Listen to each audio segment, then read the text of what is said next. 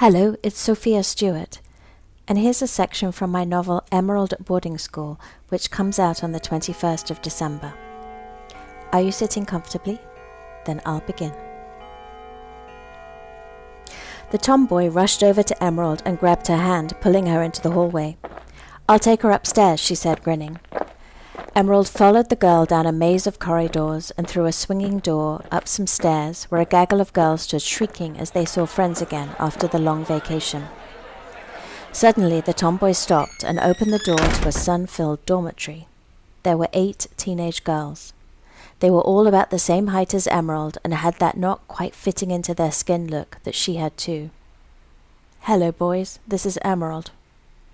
A girl with red braids that clashed horribly with the burgundy and silver striped school tie walked up to Emerald and stretched out her hands. "I'm Myrtle. How do you do?" Then she motioned to the others in the room. They were all unpacking small bags and putting teddy bears and pajamas onto what looked like very uncomfortable beds, white bars at either end and thin mattresses and small pillows. "This is Alice, Eglantine, Eva. I see you've already met Henry. That's Jemima, Sarah 1, Sarah 2, and Sarah 3.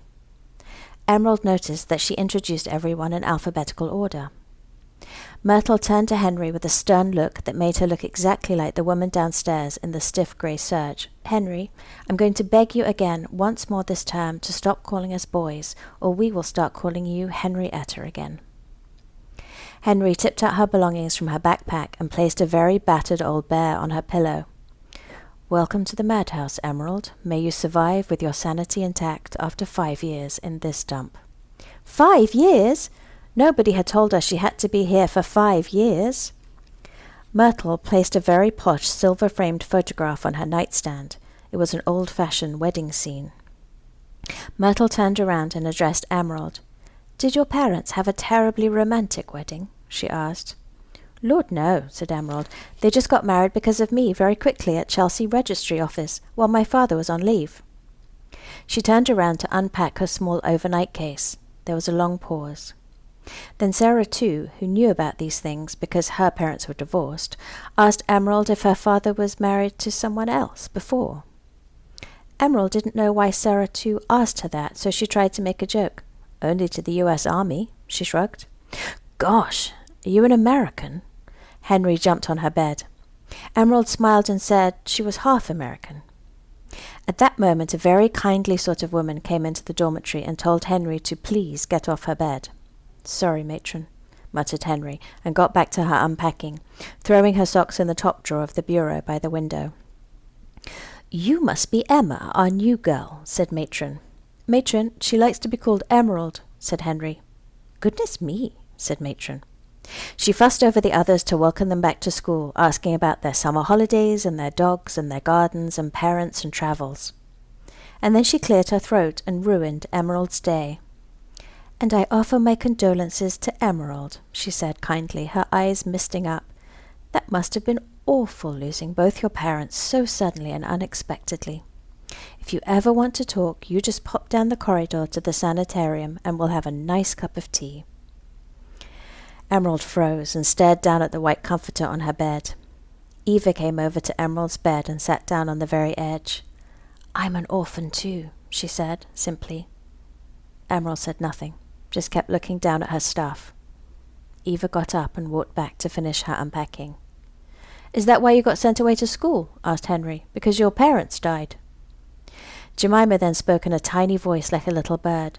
"'Cause it's really unusual to have a new girl in Upper 4. We've all been here for years and years," she said. "No," sighed Emerald. "There was a lot of discussion about sending me away to school because I daydream and read all the time. But when they died, it sort of just happened very suddenly." The bell rang, and all the girls ran past matron, who twittered about slowing down, please, and not rushing, and you know you must not run.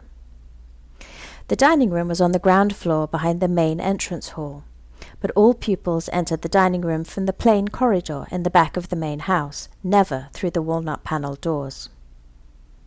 As the girls filed in and took up their places, Henry grabbed Emerald by her elbow and steered her to the upper 4th table. She looked around as the tall, willowy blondes from the upper 6th took their places at the top table. They were unbelievably beautiful and very haughty. The room was long and elegant, wood-panelled on 3 sides and windows on the 4th, overlooking the gravel driveway, the gardens beyond, and a large cherry blossom tree. 2 vast glass-fronted bureaus contained the special silver in one, and school plaques for sporting events, public speaking competitions, and a sad long list of old girls' names, the wartime rolls of honor in the other. A peaceful hush descended on the room as each girl stood behind her plain wooden chair, waiting. There was a simple white plate, a knife, fork, and spoon, and a glass of water at each place. In the center of each table was a large platter with mounds of buttered white bread cut into triangles, and pots of strawberry jam and honey with proper silver spoons. At each end of the table stood a big, slightly battered, white enamel teapot, a jug of milk, and a small bowl of sugar cubes. The doors that led to the main entrance hall opened slowly, and in filed the staff, about 20 women of indeterminate ages, some clearly young and a little flustered, others with grim determination as they looked beadily around the room, daring any girl to speak out of turn. Most of them wore tweeds in country colours of muddy green and muted brown. There was a very sporty woman in navy slacks and a white Airtex shirt, and another lovely-looking teacher in a wafting silk purple dress tied with an orange sash. As soon as the staff got to their chairs, the headmistress walked in. She had an almost completely unlined face and a very beatific smile.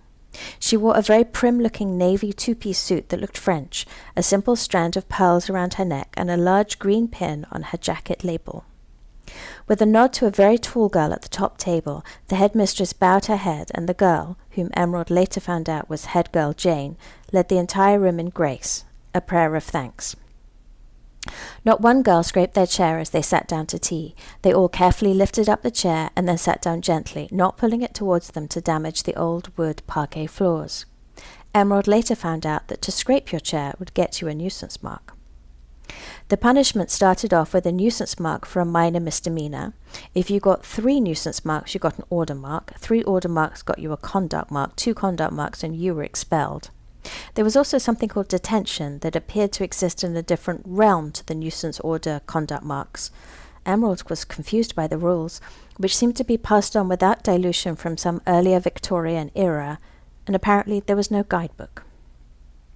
She felt nervous, not wanting to mess up so early in her school career. There was a knot in her stomach, and she did not feel hungry, yet she started to panic quietly, because if she did not eat now, there was no way of knowing when they would next feed her.